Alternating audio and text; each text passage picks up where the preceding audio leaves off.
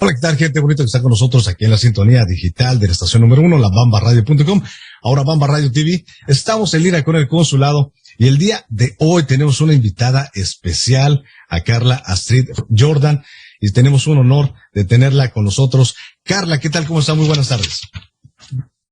Hola, buenas tardes. Es un gusto, por supuesto, saludarte a ti y a todas las personas que nos siguen.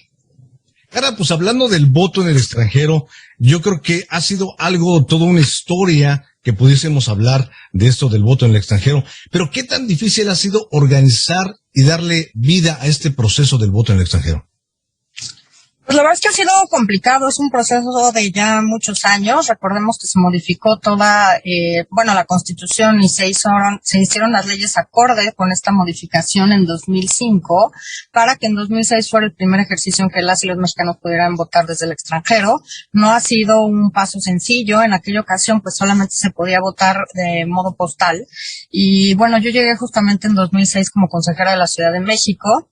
Y recuerdo que tuvimos muchos foros y el tema era cómo tenemos que ver a las y los mexicanos que residen en el extranjero como unos superciudadanos, porque para votar tenían que seguir cualquier cantidad de pasos e incluso gastar dinero para mandar el sobre por correo certificado con unos plazos muy complicados. Incluso los plazos no daban para que supieran quiénes eran las y los candidatos registrados y entonces pudieran saber por quién iban a votar. Se hacía este esfuerzo de mandarles las plataformas, etcétera, pero creo que era un ejercicio muy complicado. Afortunadamente, las entidades federativas creo que llevan la mano en el tema de modernizar e innovar en tecnología y en hacer accesible los derechos, particularmente políticos y electorales, a las y los ciudadanos.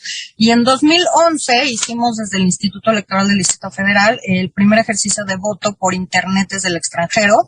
Le denominamos en ese momento voto chilango. Por supuesto tuvimos quejas de algunos, pero el tema es que un chilango o una chilanga sabe que le están hablando en cualquier parte del mundo, no hay ninguna duda. Y así mandamos a hacer pues toda la propaganda e información de este tema. Y la verdad es que creo que tuvimos resultados muy buenos. Creo que además es obviamente un cambio diametral en cómo se ejerce este derecho de forma postal y cómo se ejerce por internet.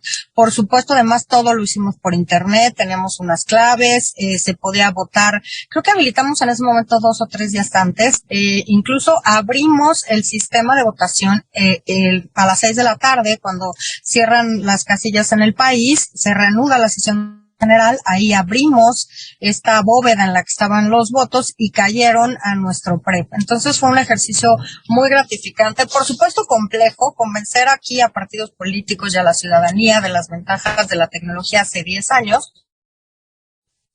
pues fue complejo. Tuvimos que ir delineando cada una de las etapas junto con partidos, personas auditoras, etcétera, pero creo que fue muy gratificante. No hubo una sola impugnación al voto por internet ya una vez que estaban los resultados, aunque sí hubo varias por los partidos políticos cuando estábamos aprobando todos los acuerdos para delinear el voto por internet.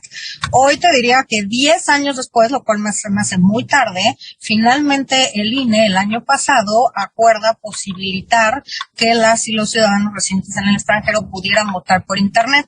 Y recuerdo que cuando yo iba en 2011 al INE, entonces IFE, a pedirle cuestiones como, me tienes que ampliar el registro de las y los ciudadanos, tenemos que hacer este cambio técnico, siempre me decían, no, Carla, no se puede. Y yo, ¿y por qué no? ¿Dónde dice la ley que hay un plazo específico para este tema en concreto? ¿Dónde dice que tenemos que hacer esto de esta manera en específica? Así que creo que pues se avanzó muy bien a nivel local. Ahora se está retomando esta experiencia. El año pasado finalmente pudieron votar ciudadanas y ciudadanos en 11 entidades federativas por distintos cargos, en su mayoría por gubernatura, y por supuesto más del 65, creo que incluso superior al 65% de las personas que se inscribieron para votar lo hicieron seleccionando el mecanismo electrónico de votación. Hubo diversos simulacros, por supuesto es un mecanismo que además está auditado, pero creo que eso habla de dos cosas: del interés de las personas por participar y de cómo hemos cambiado rápidamente. Y te diría que quizá una de las pocas cosas positivas de la pandemia es que ya nos permite trabajar, comunicarnos, ejercer conocer derechos por estas vías. Entonces creo que esto ya lo hacemos de manera muy normal y creo que debemos seguir transitando hacia estas tecnologías de la información y la comunicación. Finalmente, te diría que creo que es muy relevante que no pensemos que tenemos que seguir haciendo las cosas como hace 30 años. Entiendo que construimos un sistema electoral basado en la desconfianza, con una cantidad de requisitos, reglas y requerimientos muy complicados, pero creo que ya tenemos que ir avanzando hacia cómo podemos potenciar el ejercicio de los derechos de las y los ciudadanos, vivamos en México